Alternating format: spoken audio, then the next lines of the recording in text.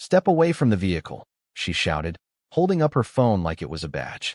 I blinked, halfway through sipping my morning coffee on my own porch, the vehicle in question being my truck, parked in my driveway, on my own land. The woman yelling? Karen Halberton, president, self-declared enforcer, and unrelenting tyrant of our HOA. What she didn't know, of course, was that I'm the county sheriff, and when the cops showed up, they didn't ask me to move my truck. They asked for my autograph. The trouble began, like most HOA nonsense does, with a piece of paper taped to something that didn't deserve it. In this case, it was my front windshield, fluorescent orange, screaming in capital letters. Apparently, I was being warned for violating the HOA's vehicle visibility standards. The specific complaint said something about oversized commercial and military-styled vehicles undermining the aesthetic harmony of the neighborhood. I laughed so hard I nearly spilled my coffee. My pickup truck was a clean, civilian Ford F-250. And not only was it legally parked, it hadn't moved in 2 days because I was on my first proper break in weeks. I looked around for cameras. Surely this was a prank. Nope. Just Karen stomping toward me from 3 houses down, her little designer dogs yipping and bouncing in their ridiculous custom HOA logo hoodies. She pointed dramatically at the truck like she'd discovered a stolen tank parked in a kindergarten. I gave her a polite nod and sipped my coffee again. That only made her angrier. "You can't just park your command vehicle out here like this," she declared, waving her clipboard like it could issue tickets. "This is a residential neighborhood, not some police depot." I smiled and gestured to my driveway. That's funny, because I could have sworn this was my house. My truck. My driveway. Karen narrowed her eyes, sensing sarcasm but not having the wit to respond. "You're clearly violating HOA regulations," she sniffed. "And don't try to lie your way out of it. We've had multiple complaints." "I'd love to see those complaints," I said, already knowing full well no one else in the neighborhood cared. In fact, most of them loved when I brought the truck home. It made them feel safe, especially after the break-ins on the north side last fall. But Karen didn't care about facts. She cared about control. And the moment she thought she could enforce her petty kingdom on someone new in town, she latched on like a tick. "Well, I'll be escalating this. You can expect a formal citation by the end of the day," she threatened, scribbling something into her notepad with a flair so theatrical I nearly clapped. "I'm shaking," I said with a grin. "Karen, you do what you gotta do." She blinked. You just wait. The authorities will hear about this. You'll regret messing with me." That was the moment I leaned back in my chair and said the line I would later replay with great satisfaction. "Please, Karen, call the cops." She did. Oh, she did. That evening, around 6, I was inside prepping dinner when I heard a knock at the door. Through the window, I could already see the patrol cruiser. The second I opened the door, Deputy Jameson grinned at me. "Sheriff," he said, tipping his hat. "Got a real wild call on our hands." "Oh no," I said, playing along. Should I be worried?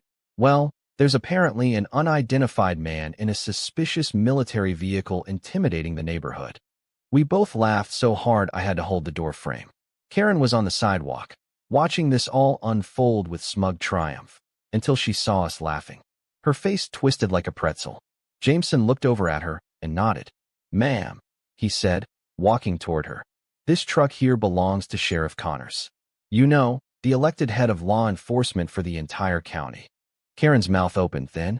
"Hello friends, if you're new here, then don't forget to hit subscribe button. And if you like, then hit the like button also, and don't forget to tell me in the comments where you from watching this video." Closed, then opened again. She looked from me to the truck, to the patrol car, then back to me like someone trying to spot the hidden cameras. "You're joking," she hissed. "No ma'am," Jameson said, pulling out a notepad of his own. "But I am going to need to take a report on false reporting of a public official. That's a Class B misdemeanor." She went pale. "Now, Sheriff," Jameson said, turning back to me, "do you mind signing this?" He held up a laminated newspaper clipping from an award I'd won last year. "My nephew's a huge fan." Karen stared in stunned silence as I signed the clipping right in front of her. It could have ended there. Honestly, it should have. Most people, after realizing they'd messed with the actual sheriff, might back off and pretend it never happened. But not Karen. No, she had a different kind of ego, the kind that doesn't retreat. It regroups. By the next morning, I had 3 new infractions posted to my door. One claimed I had left my garbage bins out for over 10 minutes past collection. Another cited suspicious garage lighting. And the last? Noise complaints due to mechanical activity, because apparently my electric smoker, set on low and gently puffing away, was deemed a disruptive machine. This wasn't just about the truck anymore. It was war, and she had no idea that I wasn't just going to fight back. I was going to bring the full force of the law, logic, and petty revenge down on her ridiculous regime. Because if there's one thing more satisfying than being right, it's proving it with a court ruling and a smirk. And trust me, Karen was about to learn the difference between running an HOA and running her mouth. By the end of the week, Karen's absurdity had gone from irritating to outright laughable. She wasn't just doubling down. She was launching a full-on crusade against me, determined to prove that I was somehow beneath the great and mighty authority of her neighborhood rules. Each morning, I'd wake up to a new notice of violation duct taped to my front door like some passive-aggressive ransom letter. She'd moved beyond the truck and was now citing me for the most ludicrous infractions imaginable. One slip claimed my backyard barbecue smoke was violating air quality regulations. Another claimed that my fence color didn't match neighborhood palette harmony. I nearly choked on my coffee when I read that one. I hadn't even painted the fence. It was the same weathered cedar it had been since the house was built in the 90s. The notices weren't even official. She printed them herself and signed them with the HOA's name, using a little rubber stamp shaped like an eagle. I recognized the stamp. She had used it on a welcome basket when I first moved in last year, filled with expired coupons and a stern list of community rules. Back then, I chalked it up to harmless enthusiasm. Now I realized she saw the HOA as her personal little kingdom, and every homeowner was her subject. I might have let it slide, just ignored her, and kept to myself. But the thing about being a sheriff isn't just about dealing with criminals. It's about dealing with bullies. And Karen, in her pastel jogging suit and oversized sunglasses, was becoming the queen of them. I decided it was time to do a little digging. Not the kind that involved arrest warrants or search teams, just the good old-fashioned paper trail. I spent a few late nights going through county records, property filings, HOA registration documents, anything I could find on the governance of our little subdivision. And what I found? It was a legal treasure chest. Turns out, Karen's rulebook wasn't just outdated. It was borderline illegal. Several of the current HOA board members had not been formally elected in over 3 years, violating the association's own charter. Meetings had not been held publicly, as required by law, and there was no documentation proving the validity of the fines being levied. Most importantly, the HOA had not re-registered its nonprofit status with the state, meaning they technically had no authority to collect or enforce anything at all. I chuckled as I read the last document. Karen was running a paper empire. All bark, no teeth. The more I read, the more I realized I wasn't the only one she'd targeted. Notes tucked into the digital archives referenced disputes with other residents over lawn flamingos, unapproved patio chairs, even a kid's lemonade stand she once shut down for unregulated commerce. This wasn't just a personality flaw. It was a pattern. One afternoon, I stopped by the house of my neighbor, Mr. Delaney, a retired Navy man with a limp and a wicked sense of humor. I'd seen Karen argue with him weeks ago over a flagpole that stood proudly in his front yard. She said it violated height restrictions. He said it honored his fallen friends. When I told him I was gathering info on HOA abuse, he didn't hesitate to join in. Within hours, I had a small but determined alliance of residents willing to speak out about their experiences. Word spread quickly. Mrs. Elkins, down the block, had apparently been threatened with legal action because her garden gnomes didn't conform to neighborhood standards. Another neighbor, Raj, said Karen cited him for excessive front porch seating, claiming his 3 chairs created visual clutter. These were not jokes. These were actual things she wrote up, with the HOA stamp. We all agreed to stay quiet for now. Just gather documentation. I wanted to give her enough rope to hang herself, metaphorically, of course. And she was doing an excellent job of it. That same week, Karen delivered her boldest move yet. A formal notice declaring that my property was in violation of community harmony expectations, and that if the matter wasn't resolved within 10 days, the HOA would take action, up to and including property lien placement. I laughed out loud in my kitchen when I read it. She had finally crossed a line, from annoying to dangerous. You can't just threaten to put a lien on someone's home unless you have real legal authority, which she absolutely did not. That's impersonation of legal enforcement, a criminal offense. I drafted a letter. Not just any letter. A cease and desist backed by statutes from both the HOA's governing laws and state nonprofit code. I quoted everything, from the bylaws she'd ignored to the legal consequences of false enforcement. I made sure it was clean, formal, and direct. But I didn't send it. Not yet. I wanted her to make one more mistake. And she did. That Friday, a private security truck rolled into the neighborhood. Not police. Not sheriff's deputies. Just rent-a-cops, with Karen-branded clipboards. I watched from my porch as they installed 2 new security cameras, one aimed directly at my driveway, and another pointed at Raj's porch. No notice. No vote. No public meeting. I got it all on video. Then, as if scripted by fate itself, one of the security guys broke a section of the shared wooden gate that separates the community green space from the sidewalk. He just snapped the latch like it was nothing, and kept going. I had the footage, the sound, the timestamp, everything. It was the final nail in Karen's cardboard coffin. That night, I called a few of my fellow residents and told them it was time. We'd let Karen play queen for long enough. She wanted to act like she ran the neighborhood? Fine. She could answer to someone who actually does. And the best part? She still had no clue who she was messing with. She thought I was just another homeowner with a truck and an attitude problem. She hadn't yet figured out that I had something more dangerous than power. I had patience, paperwork, and the law on my side. The real game was about to begin. It started with whispers and eye rolls, the kind you trade with neighbors in passing when something ridiculous happens. Like when Karen left laminated HOA warnings on windshields during a thunderstorm. But after what she tried with me, and then with Raj and Mr. Delaney, those quiet sighs of annoyance turned into full-blown mutiny. People had finally had enough of the Queen's reign. And while she strutted around like she had the neighborhood under her thumb, she didn't realize the very foundation of her little empire was already cracking beneath her. One of the first to quietly flip was Sharon from across the street. She worked nights as an ER nurse and came home exhausted every morning, only to find Karen's friendly reminder slips tucked in her mailbox. Her crime? Leaving her porch light on during the day. Sharon had ignored it for weeks, until Karen posted a warning about Sharon's habitual noncompliance on the community Facebook group, tagging her and calling her a safety liability. That was the final straw.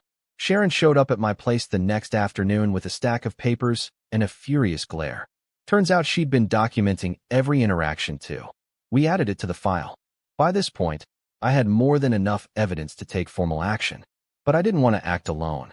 I knew that if I filed a complaint as the sheriff, the story could easily turn into a battle of power versus homeowner. No, I needed this to come from the people, from the very folks Karen pretended to speak for. So I made some calls. We organized a casual meetup at the local park under the guise of a neighborhood cleanup. Nothing suspicious, just a few dozen residents talking with trash grabbers and bottled water. But what we really did that day was organize. People brought receipts, old emails, photos of Karen's notices, even videos. Raj played a clip from his security camera where Karen stood on his lawn, measuring the distance between his flower pots with a tape measure. No one could believe it was real until they saw it with their own eyes. While we gathered evidence and support, Karen was busy setting herself on fire without realizing it. That week, she sent out a mass email to the HOA mailing list announcing new fines and mandatory compliance check-ins. She demanded that all residents submit updated photos of their property for harmony assessments. She gave them 3 days' notice. People were stunned. Some laughed. A few were genuinely scared. But I reminded them what I'd already discovered. The HOA, as it was currently operating, had no legal teeth. Karen had no right to demand any of it. The real twist came when I received a tip from a teenage neighbor named Dylan. He was always skating around the block and had a knack for being in the right place at the wrong time. One afternoon, he overheard Karen bragging on a phone call in her backyard about how she'd made up half the rules to keep undesirable behavior out of the neighborhood. Dylan caught it all on video. From the bushes, no less. When I watched the clip and heard her say, "I don't care what the bylaws say. They'll obey or I'll fine them into submission," I nearly dropped my phone. It was the kind of blatant abuse of authority that made lawyers salivate. I compiled all the documentation and shared it with my contacts at the state HOA Oversight Office. They were intrigued, especially by the evidence of impersonation and the bogus lien threat. But the part that really caught their attention was the camera footage, both the ones installed without notice, and the gate being broken by her hired security goons. That they said it was a liability nightmare, property damage, privacy violations, and misuse of funds. It was only a matter of time. Now, despite all of this, Karen marched around like she was untouchable. One day, she parked in front of my house again and stood there, staring at the truck like it had personally offended her. I waved at her. She didn't wave back. Instead, she pulled out a little notepad and scribbled something before slapping a new warning on my mailbox. Final violation notice. Truck must be removed within 48 hours or legal consequences will follow. I almost felt sorry for her. Almost. The next morning, I responded with a letter of my own, delivered via certified mail and witnessed by 2 neighbors. Inside was the cease and desist. Copies of the documents proving the HOA's expired nonprofit registration and a summary of the legal complaints being filed with both the city and state. I didn't threaten her. I didn't insult her. I simply laid out the facts. And then I ended the letter with a polite offer. Step down voluntarily or face a formal investigation into HOA misconduct, property harassment, and possible fraud. She didn't take it well. That night, Karen stormed down the street banging on doors, demanding residents sign a petition to remove hostile elements from the neighborhood, meaning me and anyone who dared to support me. The problem was, no one answered. Or rather, they answered, but they weren't signing anything. Most just closed the door. A few politely told her she was out of line. One elderly woman actually asked if she needed medical assistance. Karen left in a rage. By the weekend, the neighborhood was buzzing. People were no longer afraid. They were empowered. And Karen could feel it slipping. Her notices slowed down. Her patrols became less frequent. Even the little HOA dogs seemed less energetic, like they sensed the collapse of the empire. But the final blow hadn't come yet. That was still to come at the next official HOA meeting. The one Karen had called herself in a desperate attempt to reassert control. What she didn't realize was that we were all coming. Not just a few residents, all of us. And we were bringing paperwork, law books, and the cold, hard truth with us. For the first time in a long while, the community felt united. Not in a come-by bake sale kind of way. In a we've had enough of this nonsense way. The kind of unity that can only come from surviving tyranny in pastel workout gear and finally being ready to rise. The next chapter wasn't going to be about defense. It was about reclaiming what we'd let her hijack for far too long. Karen had made herself the star of the show. Now she was about to get the spotlight she never wanted. The meeting was set for 7 p.m. sharp on a Tuesday, inside the drab community clubhouse that hadn't seen this much activity since the annual bake sale that ended in a fistfight over banana bread. But tonight, there wasn't a single folding chair left unclaimed. Neighbors who hadn't spoken to each other in years were now exchanging side eyes and whispered stories about Karen's greatest hits, from the infamous Winchim citation to the time she nearly fined a toddler for drawing chalk on the sidewalk. The air buzzed with anticipation, not the nervous kind, but the giddy, popcorn-worthy kind. Everyone could sense something big was coming. And Karen? She had no idea she was walking into her own political funeral. She strutted in like she always did, carrying her binder like it contained sacred scrolls and tapping a pen against her palm like a gavel. Her expression screamed overconfidence, lips tight, and eyes darting around the room like a queen inspecting peasants. She cleared her throat and launched right into the agenda without even looking up. Item 1, she announced, is enforcement of new visual compliance standards. That was her latest invention, rules designed entirely around what she found personally unattractive. She hadn't noticed yet that no one was nodding along. No one clapped. No one even looked interested. Except me. I sat front and center, arms crossed, papers stacked in a folder on my lap. She glanced at me and gave a smug little smile, like she believed she still had the upper hand. I gave her a nod and waited. Let her dig her own grave. And oh, did she ever. The first 20 minutes of the meeting were just her monologuing about new color restrictions, lawn ornament bans, and a proposal to prohibit porch seating unless chairs were pre-approved by the board. A few neighbors actually laughed aloud at that. Karen paused for a moment, confused, then forced a smile. "Let's maintain order, please," she said, voice tight.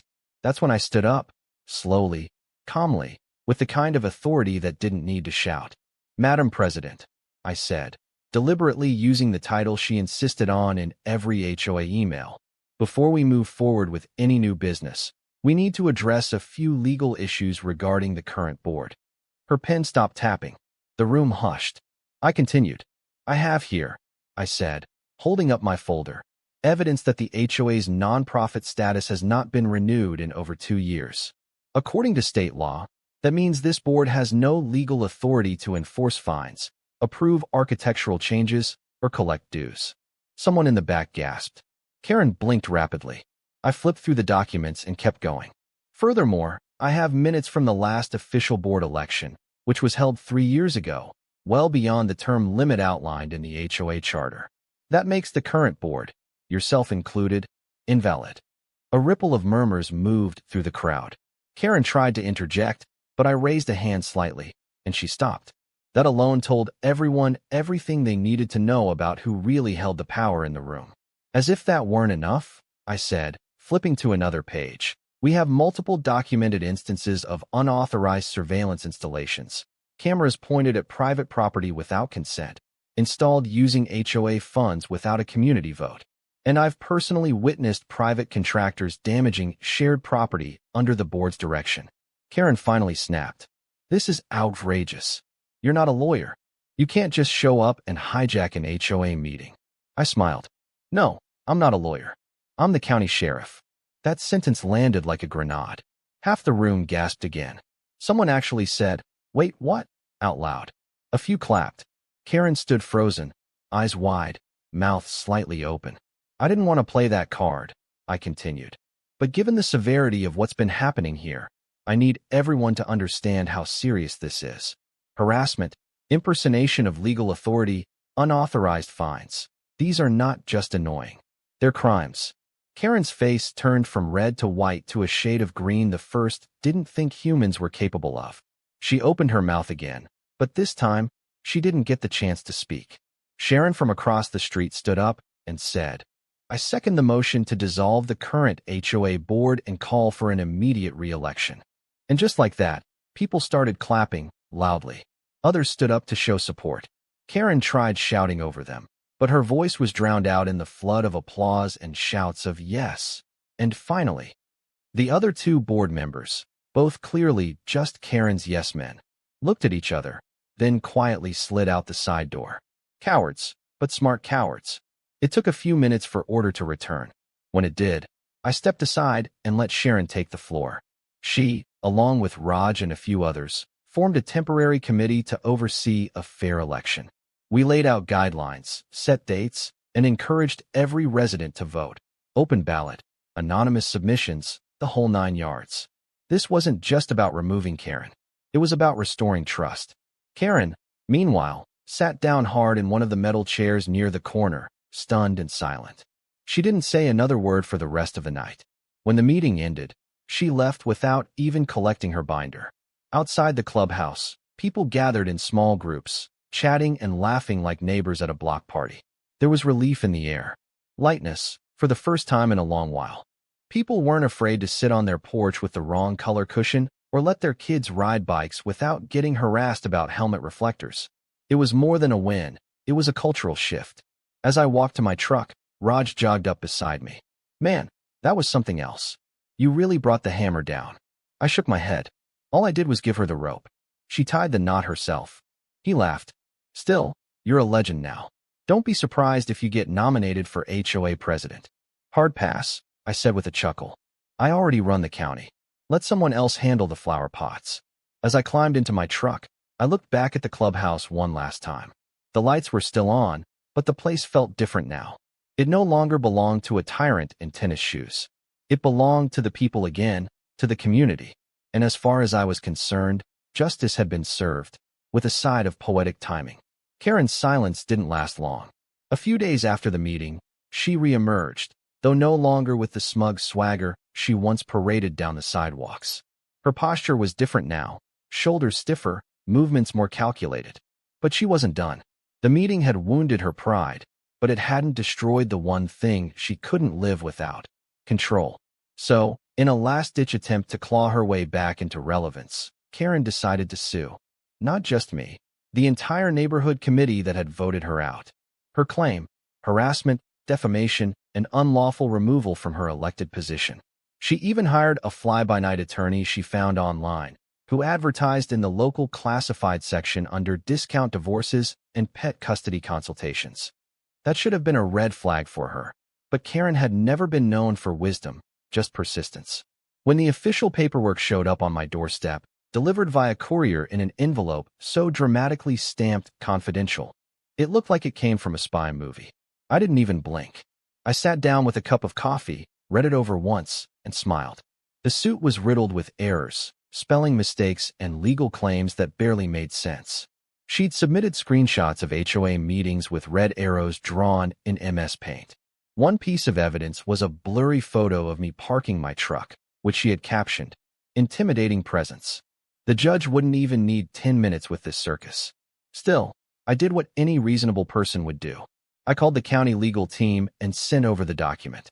Within 24 hours, the case was scheduled for a preliminary hearing. And wouldn't you know it, the presiding judge was someone I'd worked with dozens of times over the years, Judge Warner. He was a no-nonsense kind of guy, the type who rolled his eyes at nonsense and had very little patience for entitled dramatics. The day of the hearing was surprisingly eventful. A small crowd from the neighborhood showed up, some wearing shirts that said, "Free the HOA," and "Karen doesn't rule here." Someone even made a badge that looked like mine, but said "Sheriff of Sanity." I didn't ask who made it, but I appreciated the sentiment. Karen showed up in a lavender pantsuit and dark sunglasses, acting like she was arriving for a red carpet appearance instead of a court date. Her lawyer, a man who looked like he'd borrowed his tie from a thrift store bin, stood beside her, flipping through pages like he was seeing them for the first time. The judge didn't waste time.